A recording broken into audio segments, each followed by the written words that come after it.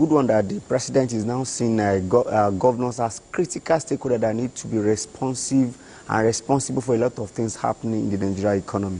You agree with me that presidents is also need to take those states to be important, in the case that a state is much more closer to people and they're expected to make things happen in terms of agricultural production, bring relief to people, and a whole lot of things. Perhaps they also have the internal IGR, and they also know what is much more important. So I think with this declaration from the president, that's now bring the onus all up to the governors that you need to be responsive and give me reports of what you think I should do. In fact, the president emphatically said that I am ready to support whatever you bring. Go within 7 days and bring solution that you think we can work on. So I think it's for governors now to bring about what they actually do. And it must not be one size fits all. It must be each state bringing each solution to its people.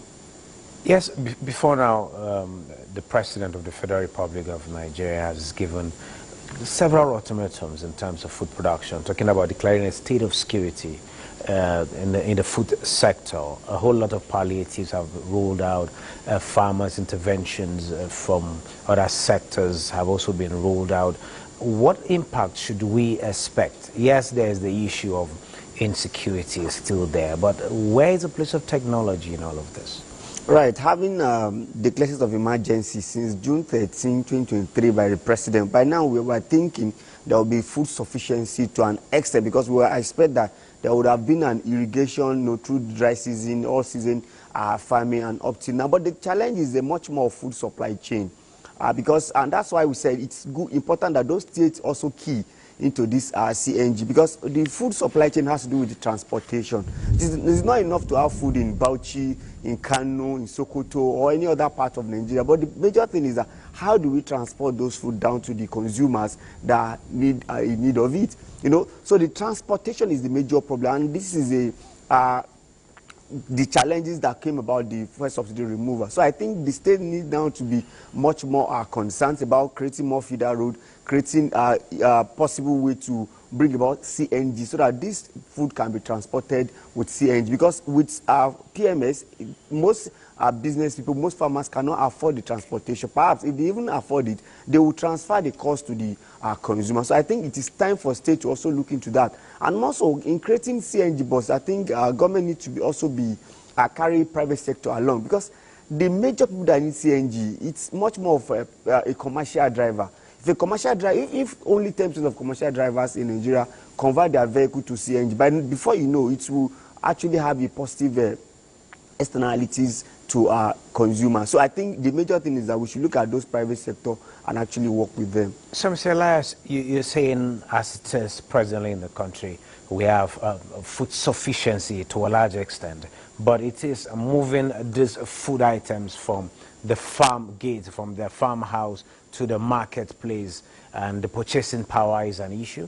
Yes, I wouldn't say there is food sufficiency as expected, because you should know that we are still ravaging with insecurity and a lot of things in the farm, in the family. A lot of things to do to encourage them. However, the major challenges of purchasing power now is the issue of transportation. Even for normal commuter, if you want to move from one place to the other, it's very, very expensive compared to a 40-feet container that will contain food or commodities from one point to the other. I think that is the major thing. And if president really wants to solve the challenge of food security, should look at the food supply chain itself, which is the major problem. The problem of transportation, the cost of energy to transport food from one point to the other.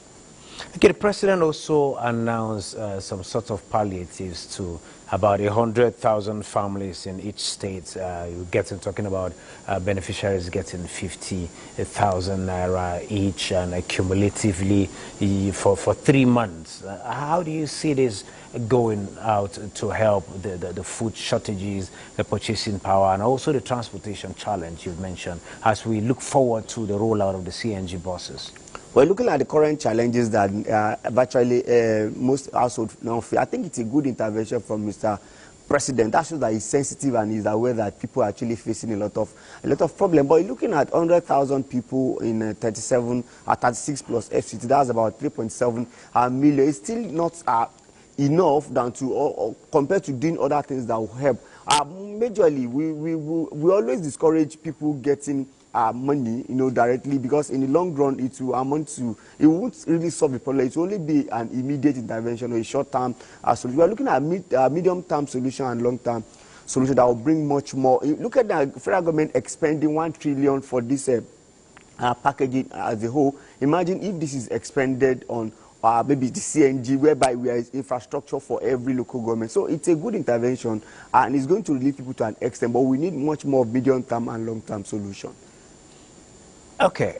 I also understand clearly that there's been a whole lot of efforts to put together, to feel an impact of some of these interventions. But what's that missing link in terms of, yes, boosting food production as it's supposed to be at this time?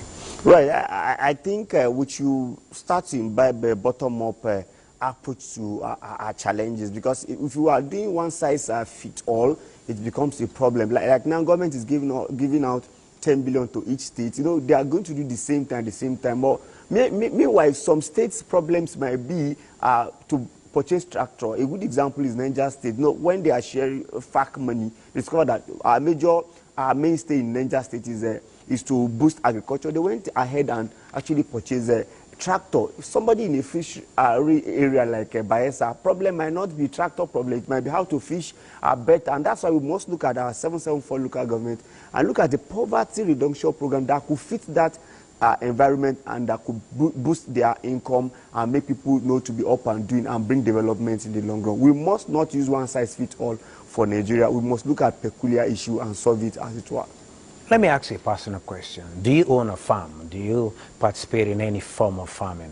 Right. When you ask, do I own a farm, I can tell you that there's a supply chain in that area. So I own one of the supply chains. So when you are talking about owning a farm, the people that actually produce the feed is fertilizer is one. The people who actually go to the farm is one. The people who buy the produce and sell it is one. And that's why we must all tap all the value chain. I mean, the value chain. You must not pick a hoe and cutlass, but you need to be in the value chain to actually help Nigeria to develop. Okay, talking about value chain and efforts at boosting food production, how do we get to attract the youth, the Nigerian youth, to participate in this business, to see agri-food production as just a business? Right, I think that's very instructive questions. The best way to attract youth is to bring in technology and mechanize the farm. Because if you bring in technology whereby that this value chain I can take advantage of, even the marketing part of it, it's also part of the value chain. So even people that actually buy the produce is part of the value chain. But the major thing we need to do, let's introduce technology to what we are doing. You know why? In a place of producing for 1,000, you can produce for 1 million, the same strength, the same capacity, the same person, but with technology. So I think bringing technology into farm produce or farm processing, I think this would have helped Nigerians youths to want to be in the farming value chain. Thank you very much for your contributions. Food production, food sufficiency, food business is conversation.